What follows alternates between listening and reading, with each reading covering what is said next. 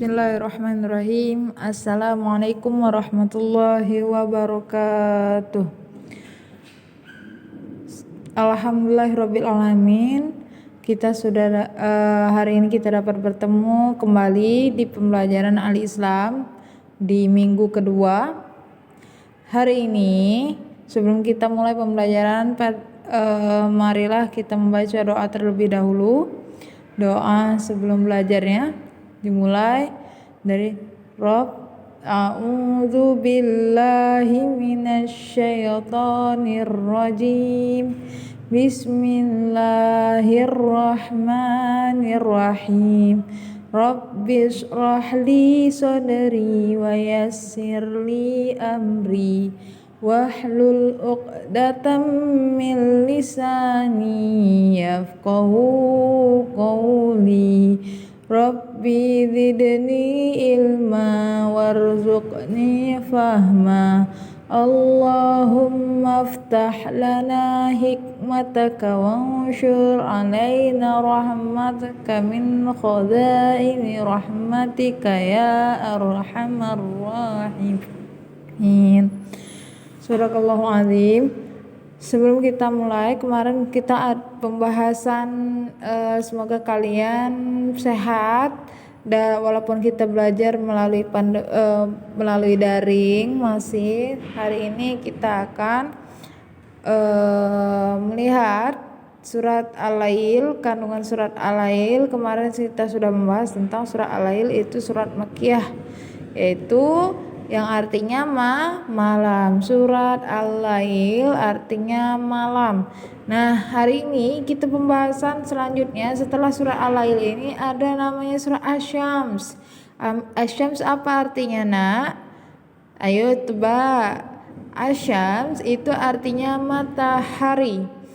Nah, ini terdiri dari 15 ayat, lebih pendek dari surat Al-Lail, dan diturunkan di Mekah, namanya dengan surat Makkiyah, ya, karena Nabi Muhammad SAW sebelum hijrah ke Madinah ini diturunkanlah surat Makkiyah, yang salah satunya yaitu surat Asy-Syams.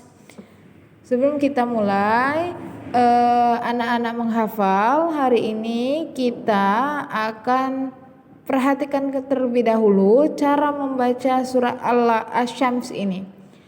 Asy-Syams ini cara membacanya cukup mudah dan rumit karena membedakan setiap makhrajul hurufnya, ya. Dimulai dari ta'awuz. Ayo sama-sama dari rumah juga kalian menyimak. A'udzu billahi minasyaitonir rajim. Bismillahirrahmanirrahim. Dimulai ya. Wasyamsi waduhaha wal qamari idza talaha wan nahari idza jallaha wal laili idza yaghshaha was samaa'i wa ma banaha wal ardi wa ma tahaha wa nafsin wa ma sawaha فألهمها فجورها وتقواها قد أفلح من زكاها وقد خاب من دساها كذبت ثمود بطغواها إذ انبعث أشقاها فقال لهم رسول الله ناقة الله وسقياها فكذبوه فعقروها فدمدم عليهم ربهم بذنبهم فسواها ولا يخاف عقباها. Shadaqallahul azim. Maha benar Allah dengan segala firman-Nya. hari ini. Nah, itulah cara membaca surat Asy-Syams. Kalau kalian perbaiki kembali, surat Asy-Syams ini mempunyai keistimewaan makna yang begitu istimewa karena kita akan melihat penciptaan Allah.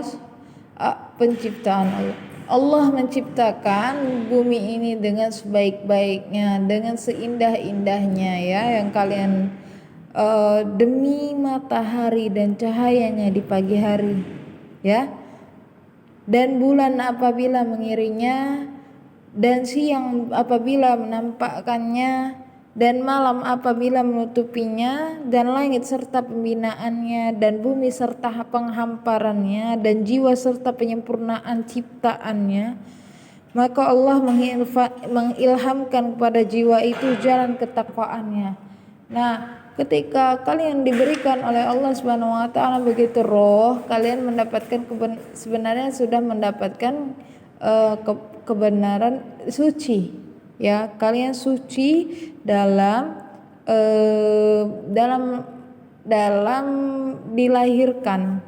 Nah, setelah kalian mempunyai akal, tahu mana yang baik dan mana yang buruk, karena kalau kalian lihat dunia ini begitu fana ya. Karena dari situlah manusia diberikan cobaan akal dan hawa nafsu. Karena untuk apa? Untuk kalian berpikir, apakah ini benar jalan ketakwaan Allah? Apakah ini benar jalan kebenaran yang Allah ridhoi? Nah, disitulah Allah menguji coba kalian ya, karena tidak ada sekecil biji zarah pun diperhatikan oleh Allah Subhanahu wa taala. Sesungguhnya beruntunglah orang yang mensucikan jiwa itu, dan sesungguhnya merugilah orang yang mengotorinya. Nah, itulah kalian mempunyai akal dan hawa nafsu, itu kalian harus menggunakannya dengan baik sebaik-baiknya dan sebenar-benarnya. Kenapa? Akal dan nafsu itu tidak kalian itu kadang tergoda dengan lingkungan kalian, ingin berbuat yang tidak dijalani, yang tidak diridhoi oleh Allah Subhanahu wa taala, kalian lakukan. Contohnya berbohong. Nah, itu tidak boleh. Karena apa? Karena akal kalian berpikir, oh itu terbaik deh kalau kita berbohong tentang hal itu. Apa yang terbaik? Karena tidak ada kebohongan yang baik, tetapi jujur itu lebih baik. Nah, itulah Allah Subhanahu wa taala memberikan kalian akal dan hawa nafsu kalian. Karena apa? Ketika akal dan hawa nafsu itu diberikan, kalian gunakan dengan sebaik-baiknya, dengan jalan kebenaran, itu insya Allah akan baik hasilnya untuk kalian dan masyarakat, dan tentunya hablum minallah dan hablum minan nas, hubungan kepada Allah dan hubungan kepada manusia ya. Kalau kalian itu tidak berpikir bahwa akal dan hawa nafsu kalian sudahlah, contoh kalian setiap hari megang HP, diberikan amanah untuk belajar, tetapi kalian itu memegang HP untuk main FF, main hal-hal yang merugikan waktu, mubazir waktu, tetapi kalian sholat dan ibadah kepada Allah itu kalian tinggalkan. Itulah namanya orang-orang yang munafik dan orang-orang yang mubazirkan waktunya ya. Itu termasuk dengan apa? Allah tidak menyukainya. Itulah di dalam surah Asy-Syams ini menjelaskan juga bahwa kaum Samud itu telah mendustakannya karena mereka melampaui batas. Janganlah kalian seperti kaum Samud yang diceritakan di dalam surat Asy-Syams ini.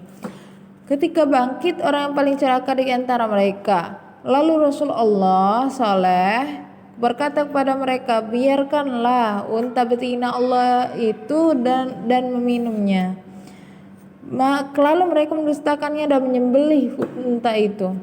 Dan maka Tuhan mereka membinasakan mereka disebabkan berdosa mereka. Lalu Allah menyamaratakan mereka dengan tanah.